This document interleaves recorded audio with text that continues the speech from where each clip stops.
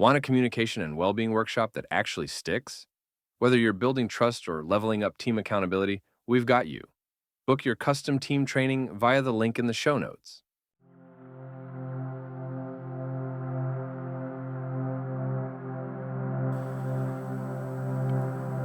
Hey, thanks for tuning in to another episode of Leading Human, the podcast that keeps you staying present, staying human, even while you work in and among the digital media and social networks that are transforming our individual and social lives. And so what I've been doing here lately, because I've been reading some great stuff, y'all, it's like I can no longer contain it.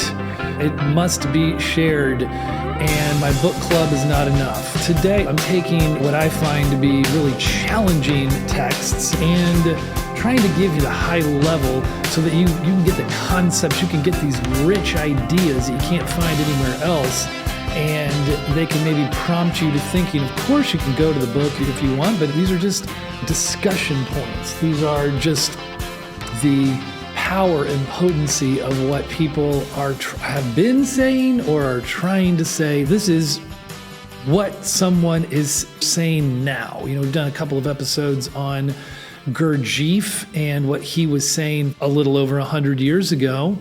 And now we are focused on Byung-Chul Han and what he wrote a very few years ago, 2017, he wrote In the Swarm.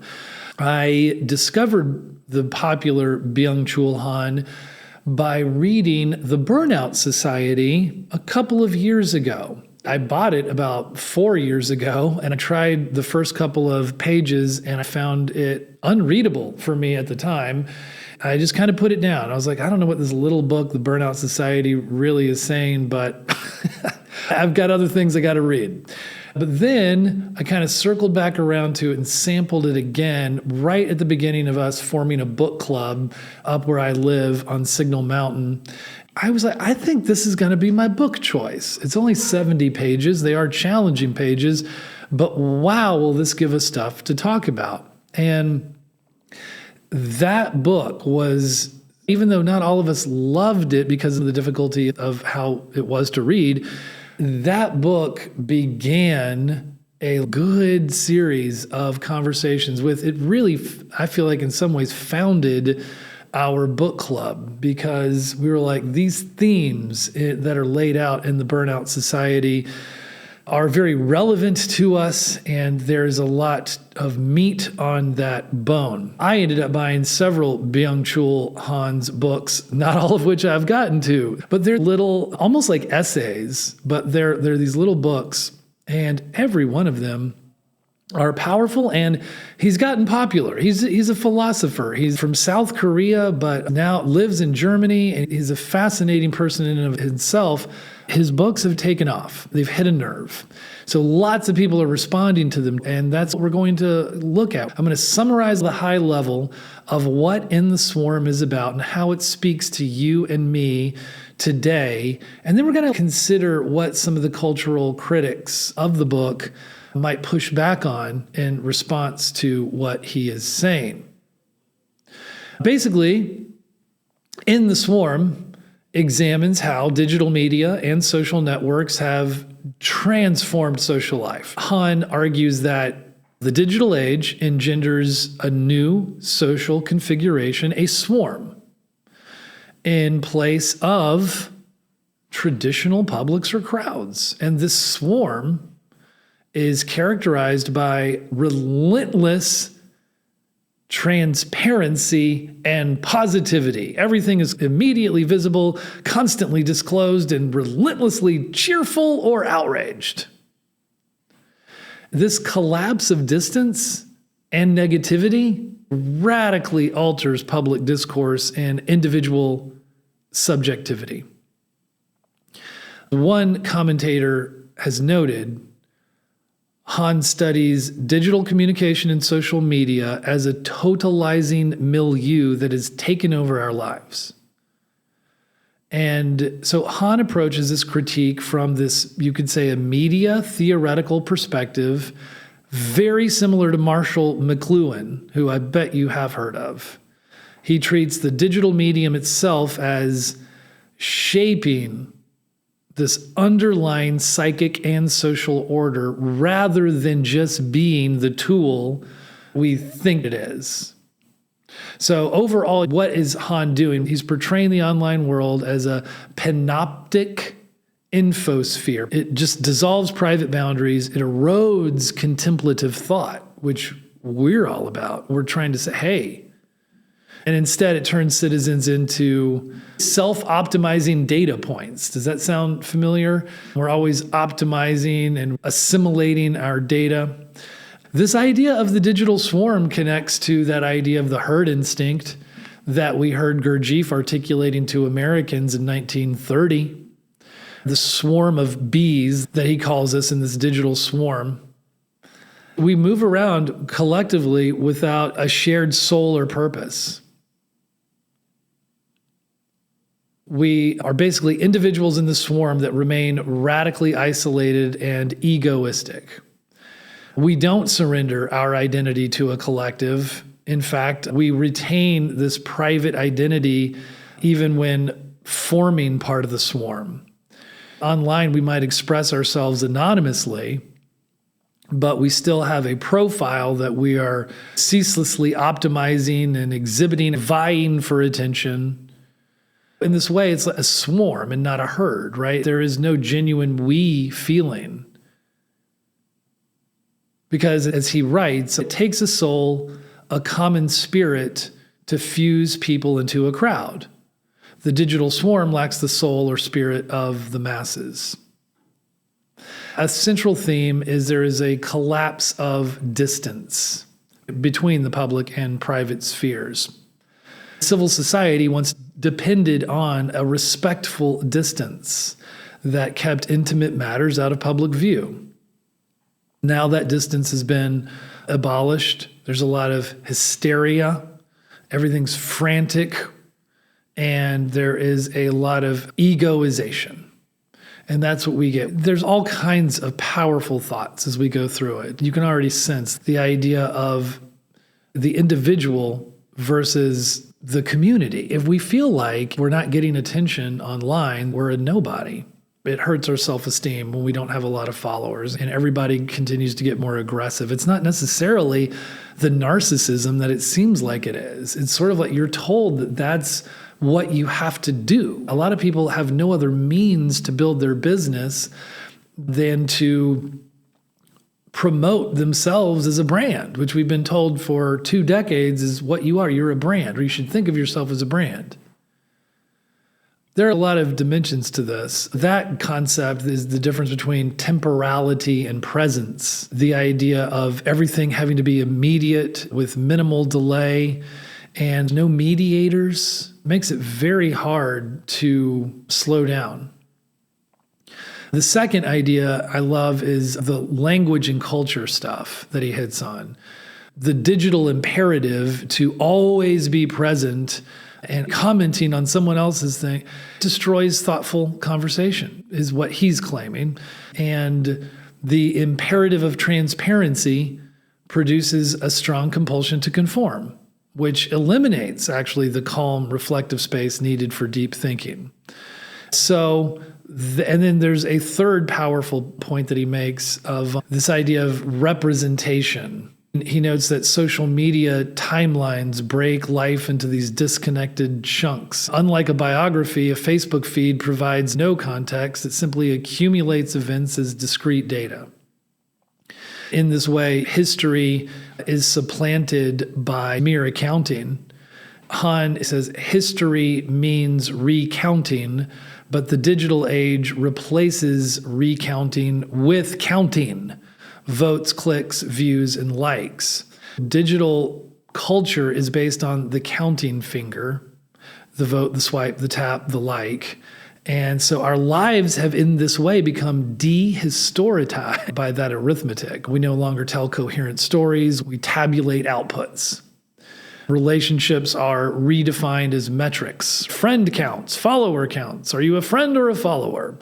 And so that's how he looks at we're trapped. The individual is trapped in an achievement society. We are constantly performing. and optimizing a digital identity. There is no private self. Even privacy is displayed.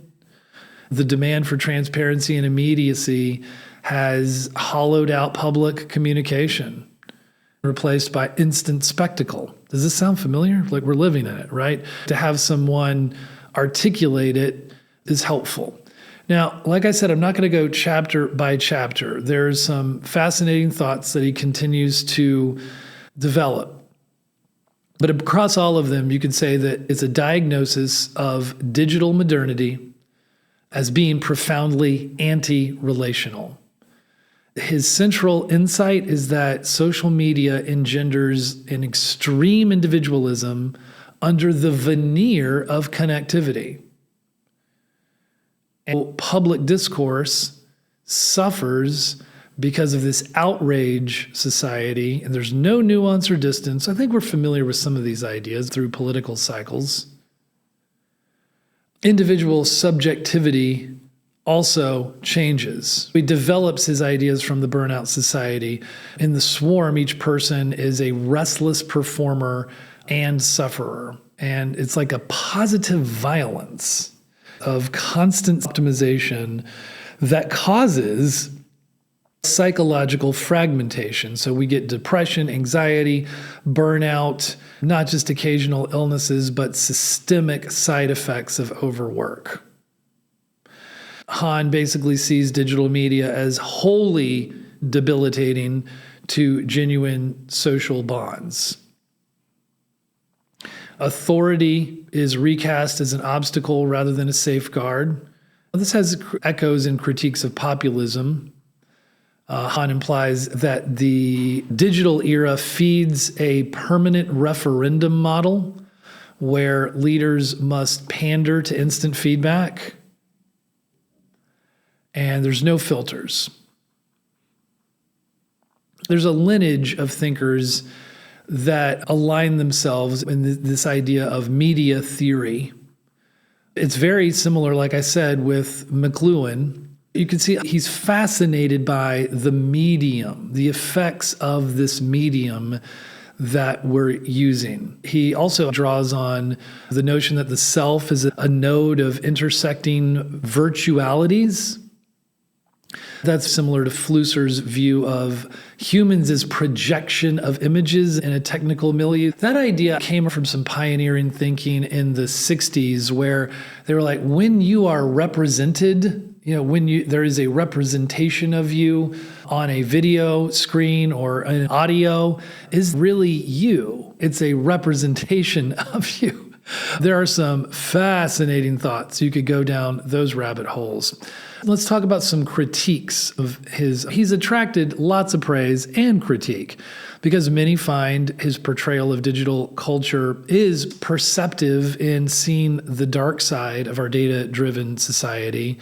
That interesting thesis on the idea of the cheerful, positive violence that we perform in this digital swarm. Sometimes his thoughts are seen as one-sided and maybe even hysterical.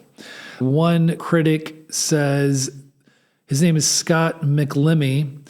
He observes that Han treats the collapse of public-private distance as though it were brand new, ignoring earlier accounts like the fall of public man, basically saying that these ideas have been around for a while. Others critique Han for dwelling on negatives. As I read, one reviewer noted that he does not consider how power structures mediate this transparency. Transparent networks may be idealized, but in reality, power dictates who sees what. Han's condemnation of transparency, so-called transparency, it overlooks that even in authoritarian context, the ruler kept the populace transparent, but only to itself. The problem is not transparency per se, but who wields it. Han seems to gloss over that and underestimates how different forms of opacity, surveillance, or algorithmic curation can offset this apparent openness. I think perhaps most obviously, many critique Han for failing to acknowledge any positive aspects of all of our connectivity. He said, one reviewer, Stephen Knepper, said in a recent interview that his stance is as pessimistic as they come, that Han insists online devices only lead to isolation, burnout, and self-destruction. Even though these concerns are valid, maybe this is overstated, and there should be space for real relationships that can also develop online. I would concur with that. There are a lot of positives that come from our ability to have Zoom calls and to distribute a podcast all over the world. I think another very valid critique of Han is that he doesn't really provide a clear remedy. I remember reading that in the Burnout Society, we felt very similarly. You've painted this picture describing the pathology of the swarm, but the proposals are kind of vague. The book doesn't offer an obvious solution. Unlike thinkers who propose tech-skeptical alternatives like slow media or new public spheres, Han is mainly arguing withdrawal and contemplation. Critics have called him a digital age neo-Luddite. Insightful, but ultimately hopeless. Han shies from being specific in interviews, and sometimes he does suggest a nostalgia for pre-digital forms of life, but often without concrete social programs. So I assume from that he doesn't know what the solutions are, or I think we would be hearing them, and I guess that's its own kind of judgment or assessment of the situation. And you hear us advocating for contemplation of slowing down as a remedy, so we don't disagree with that. But I would say, in summary, your takeaway for In the Swarm, it's a sweeping and provocative critique of digital culture, synthesizing ideas from media theory and McLuhan. There's some sociology about the public sphere theory, and a lot of philosophy, mostly Heideggerian, and Hannah Arendt, arguing that the internet age is eroding civic life and selfhood. These vivid images of our collapse into noise and our turn into self-exploiting projects it's sparked a lot of debate. Some see him as really speaking truth to power, and others that he's a little alarmist or maybe incomplete. You be the judge from the summary or his own work. I think it is enriching our conversation about the world that we're living in. That's why we're bringing it to you today on our episode of Leading Human, how we are trying to continue to be alive, awake, self-aware, and in growth, even in this crazy time. It's crazy good. It's crazy wild. We just need to be open to learning and what we can experience with it. Thank you for tuning in to another episode. We're going to keep bringing it rich stuff, good stuff, help provoke some thinking and self-awareness. See you next time.